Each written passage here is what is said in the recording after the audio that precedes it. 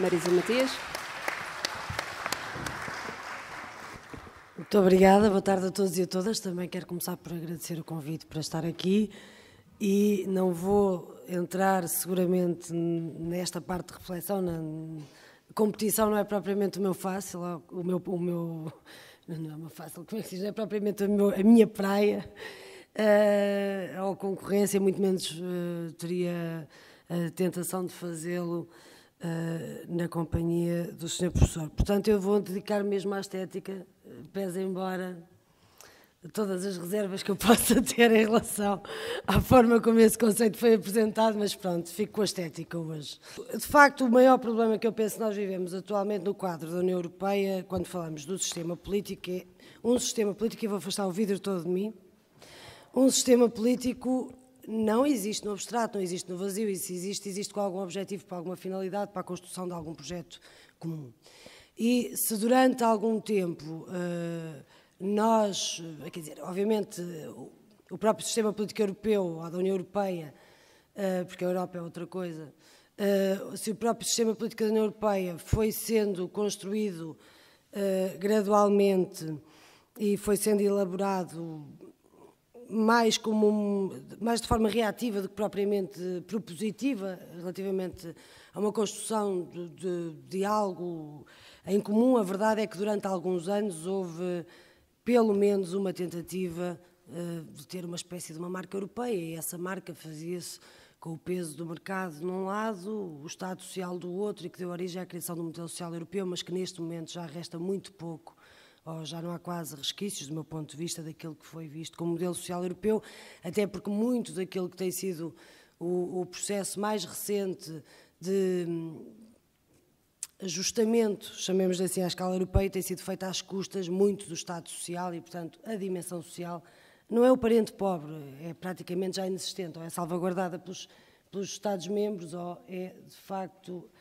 um falhanço completo do ponto de vista de integração, se entendermos que a integração social, já tem aqui um belo motivo para debate seguramente,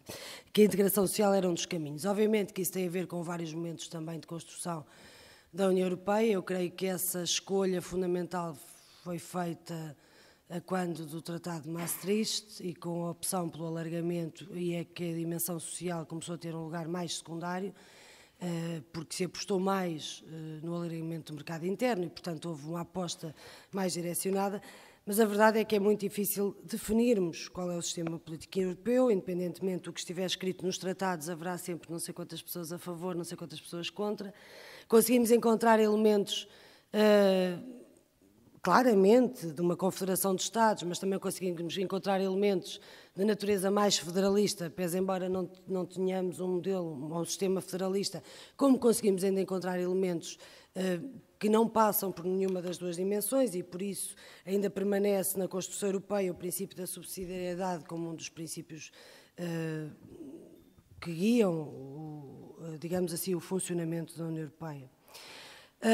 Seja qual for o modelo, seja qual for o sistema político,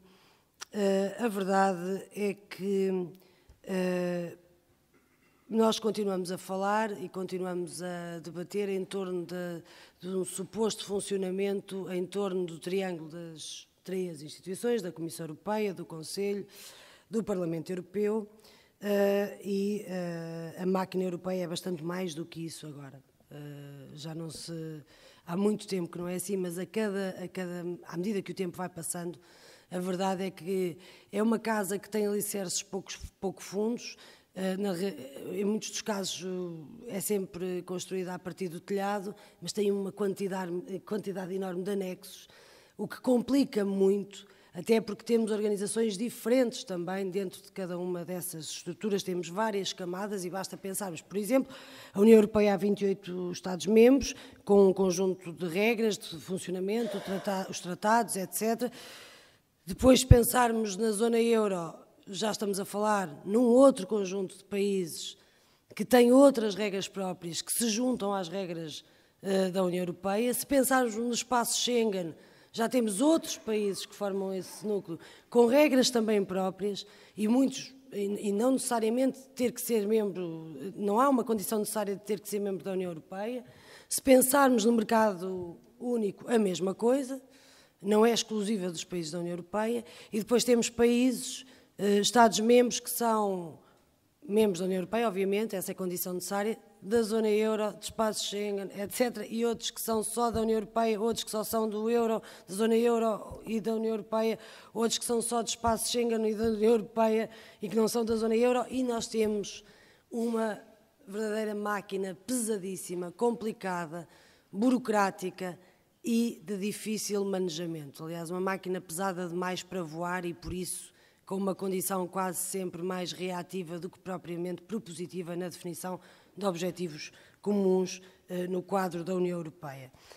Como estava a dizer, o Conselho era pensado mais ou menos como uma espécie de segunda Câmara, a Comissão é quem tem iniciativa, temos o Parlamento que é eleito diretamente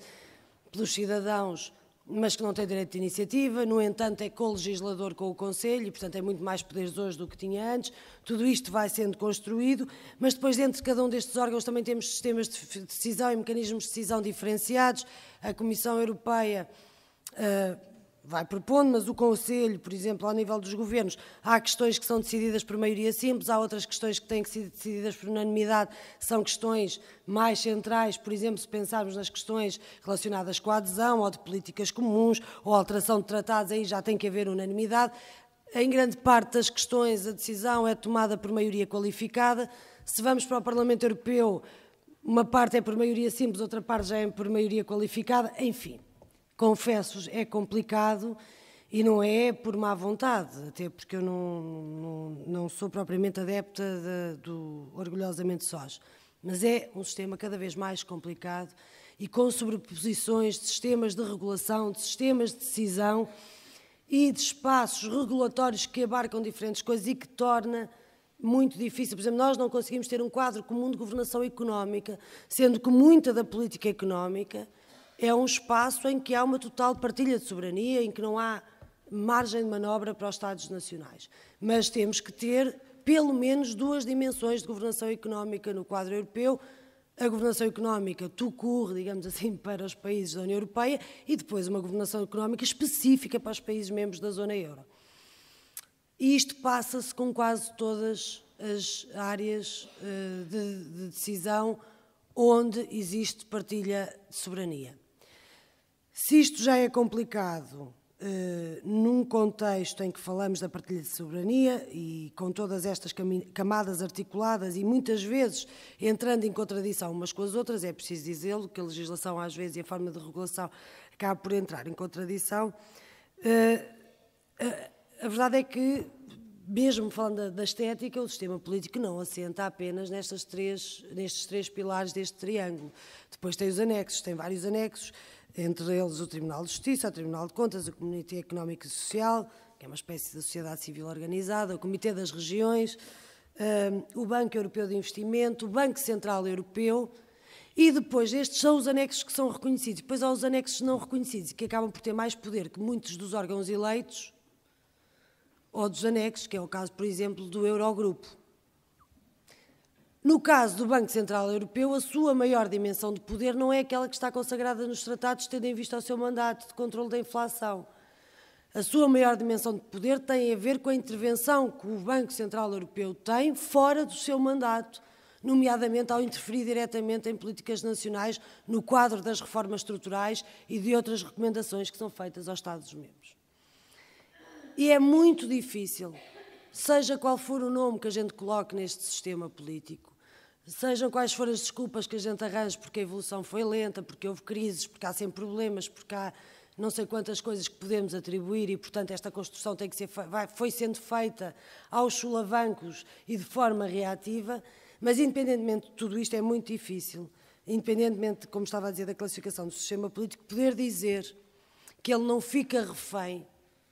de uma dimensão burocrática imensa que escapa ao controle democrático, que escapa à democracia e daí a democracia ter sido uma das dimensões mais prejudicadas do sistema político europeu nos últimos anos. E ser mais difícil nós pensarmos outras coisas, por exemplo, então se formos debater outras dimensões como a da própria cidadania europeia ou outras mais vastas, torna-se ainda mais complicado do meu ponto de vista. E no meio disto tudo, o que é supostamente também, de certa forma, uma confederação de Estados, e se nós pensarmos naquilo que são os órgãos que integram as instituições, as instâncias, tudo o que integra o sistema político europeu, há uma enorme ausência, que é a dos Parlamentos Nacionais. Os Parlamentos Nacionais têm um caráter meramente consultivo, quando o têm, ou de transposição das normas europeias, das diretivas, ou da aplicação dos regulamentos, mas em tudo o resto que tem a ver com políticas comuns, os Parlamentos Nacionais não existem. E se nós pensarmos, por exemplo, na escala europeia da dimensão da governação económica e do semestre europeu e de todas as recomendações específicas por país, etc., são áreas em que quem legisla uma parte dessas dimensões são os Parlamentos, mas na realidade os Parlamentos Nacionais são uma ausência.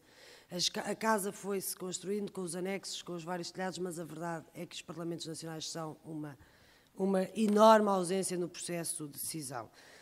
Sobretudo, se nós tivermos em conta que, mantendo-se o princípio da subsidiariedade,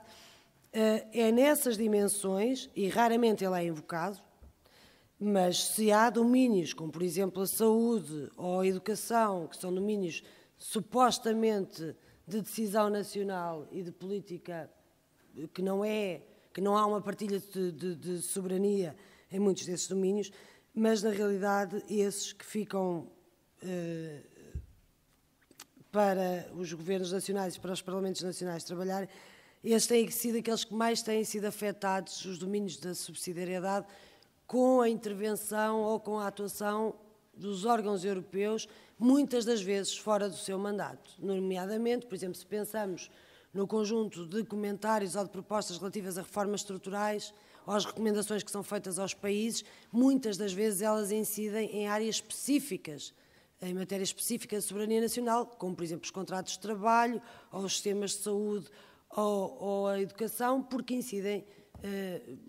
no ajustamento por via dos salários ou das pensões, ou no ajustamento por via dos ataques ao Estado Social, e, portanto, tudo isso, teoricamente, seriam domínios de decisão nacional e que passam a ser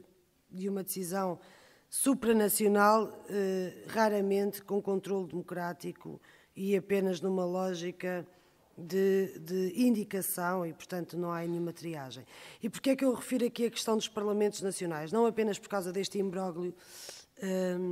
em termos do controle democrático ou da falta dele, mas refiro também porque na ausência de uma cidadania europeia consolidada, ou nós conseguindo identificar poucas dimensões da cidadania europeia para além do direito de voto e mais algumas outras dimensões, e eu termino já aqui com esta questão, na ausência dessas dimensões de participação, de uma democracia mais consolidada e mais completa, é, na verdade, à escala nacional que os cidadãos e as cidadãs ainda encontram a escala mais elevada de representação e de fazer ouvir a sua voz no sentido da reivindicação, e essa escala não corresponde às fronteiras nem da zona euro nem da União Europeia, mas sim às fronteiras do Estado-nação. E nós temos aqui um problema difícil para resolver. Eu, sinceramente, não tenho receitas mágicas relativamente à solução de nenhum destes problemas, mas o que sei é que, e termino mesmo com esta reflexão, é que nós vivemos um período de construção europeia com um sistema político mais ou menos caótico, mas que foi um período que coincidiu com alguma dimensão de convergência, ainda com alguns valores, como os da solidariedade. Vivemos atualmente nesse sistema e nesse regime mais caótico ainda, com mais sobreposição de poderes, mais mistura de poderes, menos controle democrático, mas numa altura de crise e de divergência, e onde todos os pilares da construção da União Europeia, sem exceção, de uma forma ou de outra, têm sido postos em causa. Muito obrigada.